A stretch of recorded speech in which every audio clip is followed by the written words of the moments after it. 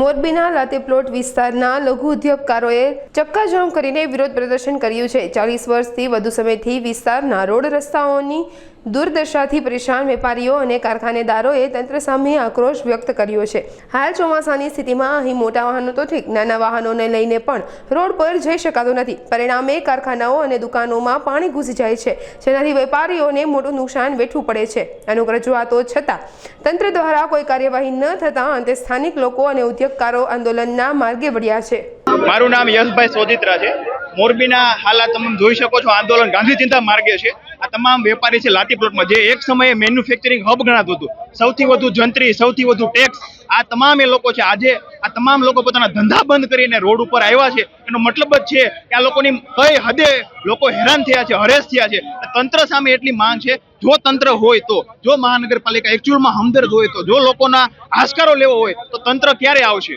તંત્રની અમે હજારો વખત લેખિતમાં માંગ કર્યા બાદ કોઈ આવતું નથી। અને તમે રૂબરૂમાં સ્ટિંગ કરજો, ત્યાં આજની તારીખમાં કેટલી બધી દુકાનોમાં પાણી ઘૂસી ગયા છે, ગટરના પાણી તમે જોઈ શકો, કોઈ નિકાલ નથી। માનું કે વરસાદ હોય, પણ વરસાદ બાદ પણ મહિના સુધી ગંધાય છે। આના કારણે સ્વાસ્થ્ય તો ઠીક છે, એની દૂર ચિંતા નથી કરતા, પણ આ વેપારી ભાઈઓનો ધંધા જે ખોરવાય છે। અમે પેરિસની માંગ નથી કરતા, અમે ચિનાબ નદી ઉપર પુલની માંગ નથી કરતા, અમે એટલું જ માંગ કરીએ છીએ કે અમારા જે લાતીપ્લોટના વેપારી ભાઈઓ છે એમના પ્રશ્ન કંઈક ને કંઈક સોલ્વ થાય। જે સોલ્વ મોટી વાત નથી, માત્ર ગટરના નજીવા પ્રશ્નો છે। આ બધા પ્રશ્નોનો હલ ક્યારે? એના માટે અંતે આ તમામ લોકો સ્વયંભૂ ઉમટ્યા છે। આમાં કોઈ રીતનો કોઈ છે નહીં, તમામ લોકો સ્વયંભૂ રીતે વિરોધ કર્યા છે તંત્રનો। તંત્ર આવશે ક્યારે? જો મહાનગરપાલિકાને હમદર્દી હોય તો તાત્કાલિક ધોરણે આવે, આ તમામ લોકોનો અવાજ થયો, કારણ કે આ ભારત દેશ એક લોકશાહીનું મધ્યસ્થી છે। તો ક્યારે આખરે આ લોકો જાગશે? બસ જગાડવા માટે તંત્રને આજે આ સ્વયંભૂ સલાડા રોડ બંધ કરેલ છે।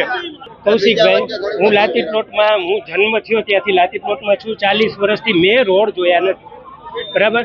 લાતીપ્લોટના 2 નંબરથી શરૂઆત કરીએ તો લાતીપ્લોટના 8 નંબર સુધી એક પણ રોડ બનેલો નથી।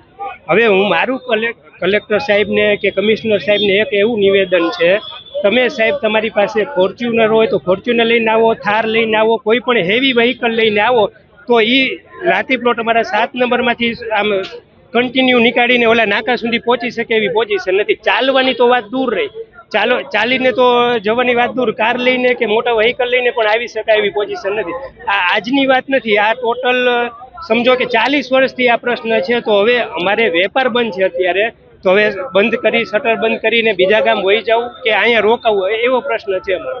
મારું નામ કૌશિકભાઈ, લાતીપ્લોટ 7 નંબરમાં વ્યવસાય છે, ટાઇલ્સનો ટ્રેડિંગ કરી છે।